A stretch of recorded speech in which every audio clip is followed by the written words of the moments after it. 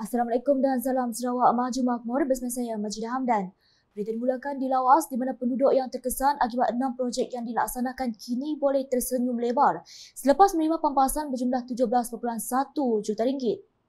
Timbalan Pimer Sarawak Datuk Ahmad Awan Tengah Ali Hassan berkata, pampasan dibuat mengikut perundangan dan pemberian pampasan kepada tanah yang diambil adalah untuk pembangunan serta mengikut kadar pasaran semasa. Dan pada itu katanya kerjasama penduduk tempatan amat diperlukan agar pelaksanaan projek tidak tergendala dan berharap agar para penerima menggunakan cek pampasan itu dengan sebaiknya. Menurutnya lagi, Kerajaan Sarawak akan membayar pampasan untuk tanah yang diperlukan bagi projek pembangunan. Beliau berkata demikian semasa ditemui media dalam Majlis Perasmian Anjung Usahawan Kampung Long Tuan dan Majlis Penyerahan Cek Pampasan bagi projek di daerah Lawas pada Jumaat. Dalam masa sama, beliau berkata projek Anjung Usahawan dilaksanakan untuk membantu masyarakat khususnya para usahawan serta peniaga bagi menjalankan perusahaan masing-masing. Jelasnya lanjut, inisiatif seumpamanya juga diharap dapat membantu memasarkan produk tempatan dengan lebih luas lagi. Dalam perkembangan lain, Datuk Ahmad Awan Tengah berkata penganjuran terusan River Rafting Challenge Festival 2023 di Long Tegoa dapat mempromosi keindahan kawasan tersebut sekaligus menjadi lebih dikenali. Katanya beliau akan memastikan festival ini dijadikan sebagai acara tahunan dan dimasukkan dalam kalender pelancongan Sarawak agar dapat mempertahankan budaya dan adat resam serta diwarisi kepada anak-anak muda. Beliau turut berharap program sedemikian mendapat perhatian dan sokongan daripada Kementerian Pelancongan Industri Kreatif dan Seni Persembahan Sarawak. Datuk Ahmad Awan Tengah berkata demikian semasa berucap dalam Majlis Perasmian Terusan River Rafting Challenge Festival 2023 di Kampung Long Togoa Terusan pada Jumaat. Manakala Menteri Perdagangan Antarabangsa, Industri dan Pelaburan Sarawak turut berkata permintaan pembinaan rumah panjang dan perkhidmatan internet akan diteliti selepas ini. Jelasnya lagi, Long Tegoa sudah menerima banyak pembangunan seperti penyediaan jalan raya dan bekalan air. Oleh itu, beliau menekankan agar mesyuarat diadakan supaya semua pihak dapat bekerjasama dalam memastikan projek air dipercepatkan lagi. Dalam pada itu, Datuk Ahmad Awan Tengah turut memberi peruntukan sebanyak RM20,000 kepada Persatuan Tagal Okolot. Laporan seterusnya, Raptai penuh A Christmas Carol yang diadakan di Padang Merdeka Kuching pada malam Sabtu telah berjalan dengan lancar. Gerimis yang turun pada awal sesi Raptai tidak mematahkan semangat peserta Raptai yang terdiri daripada Majlis Seni Sarawak MSS dan Unit Komunikasi Amsara UKAS untuk meneruskan persediaan acara penuh bersejarah ini. Turut hadir pada sesi Raptai ialah pengarah Unit Hal Ehwal Agama-Agama Lain Unit 4 Datuk Jack Aman Loat, Archbishop Gereja Katolik Kuching Dr. Simon Poh dan Wakil TV Sarawak TVS Platini Ujang Petrus.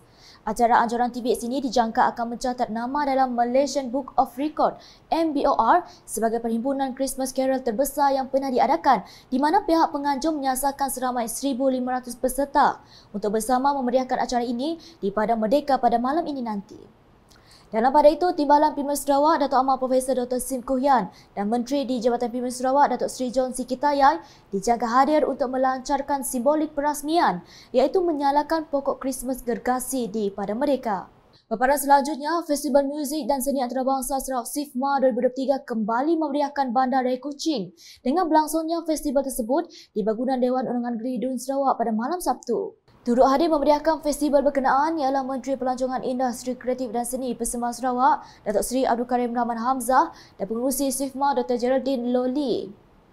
Festival Anjuran International Music House IMH Kuching itu menghimpunkan penghibur dari pelbagai sudut dunia dan berlangsung hingga 3 Disember ini. Acara 2 malam tersebut menampilkan persembahan yang menarik daripada penari, konduktor, choir, penyanyi dan artis terkenal di pesada dunia antaranya Katis Art Alunan Bambu, Lun Bawang Bamboo Flute and Bass Band, Bridget Ye, Querdas, Nanhua Singers, Mark Malong Martinez, La Dance Company, Kenwi Chinese Ensemble, Rendezvous dan Wendy Yong. Malam pembukaan dihangatkan dengan penampilan beberapa persembahan antaranya tarian Hornbill, choir daripada Persatuan Choral Kuching dan Sekolah Swasta St. Joseph, Lun Bawang Irau, Melanau Pesta Kaul, sambutan kemenangan pahlawan Iban, Pesta Menuai Gawai Bidayu, persediaan di Pavali India, sambutan Tahun Baru Cina dan Silam Melayu. Persembahan pertama menyalakan Bridget Yitung daripada United Kingdom yang persembahkan muzik piano dengan lagu yang berjudul Impressible, You George Gershwin Arrange dan I Got Rhythm. Manakala persembahan terakhir menampilkan Ballet Junior Sarawak daripada La Dance Company, Irish School of Ballet, Ballet Dance House dan Adeline Dance Academy. Berita berikutnya, sepenuh perayaan Hari Krismas yang bakal menjelang tiba, Yayasan Petronas berkongsi keceriaan dengan menyumbangkan bakul makanan kepada 160 asnaf dari kawasan Parlimen Muka. Selain itu, seramai 200 penerima dari 37 sekolah rendah dari sekitar Muka menerima sumbangan untuk Back to School tajaan Equinas. Penyerahan sumbangan itu disempurnakan oleh Timbalan Menteri Ekonomi Malaysia merangkap Ahli Parlimen Muka Datuk Hanifah Hajat Taib bertempat di Tataran Pehin Setia Raja Muka pada Sabtu.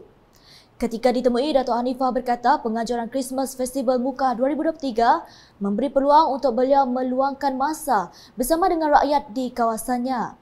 Katanya beliau ingin memastikan bahawa masyarakat masih berpegang kepada perpaduan dan memastikan setiap perayaan yang diadakan di Muka diraikan bersama.